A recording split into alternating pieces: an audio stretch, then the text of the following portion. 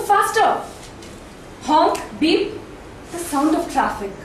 It disturbed Mr. Satyadev's focus on the road.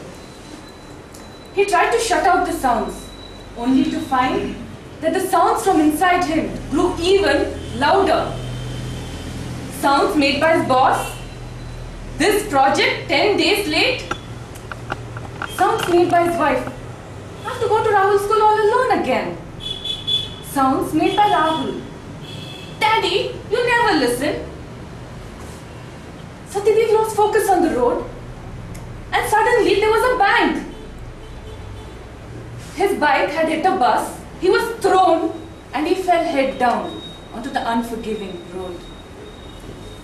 Mr. Coordinator, Toastmasters, guests, and my fellow speechcrafters. Anyone who met Mr. Satyadev was envious of him.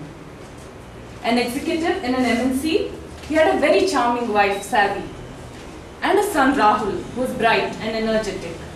He had all the possessions that anybody could ask for.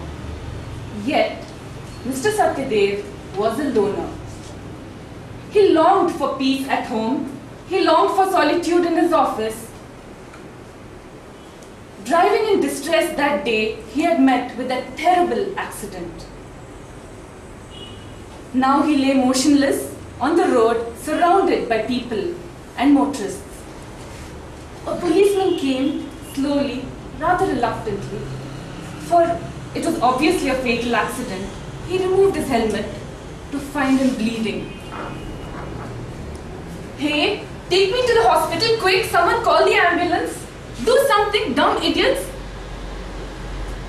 Satyadev ranted, pleaded, and begged, but nobody heard him. It was only then that did Satyadev realize that he was living a near-death experience.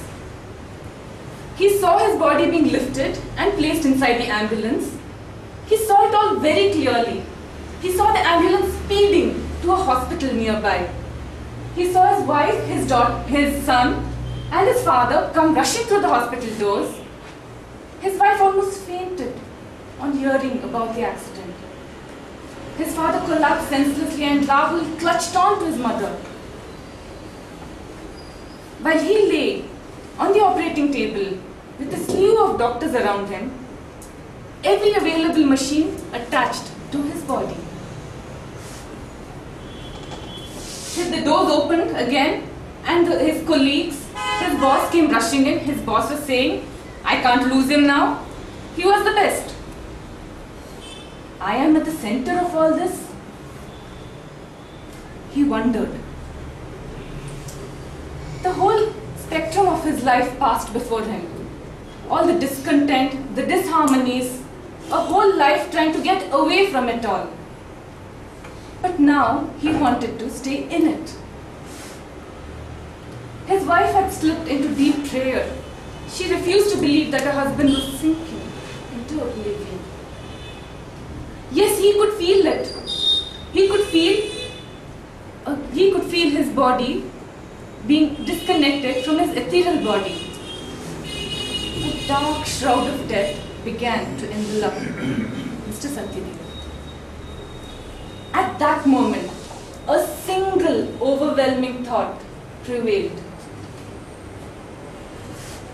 I'm not done with this life. I want to live. With that thought, Satyadev was back in his body. The nurse called the doctors, who turned in amazement to see signs of life returning to what they thought was a corpse.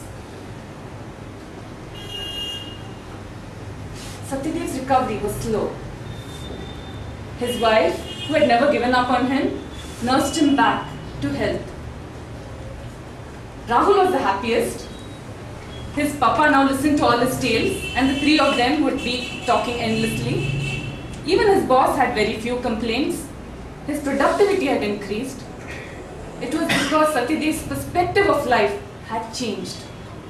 He now wanted to live in it and not away from it. Friends, there are pressures all around us. everywhere and anywhere.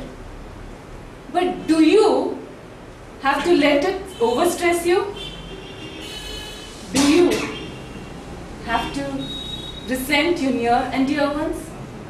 Do you need to face a near-death situation to understand that life is all about living?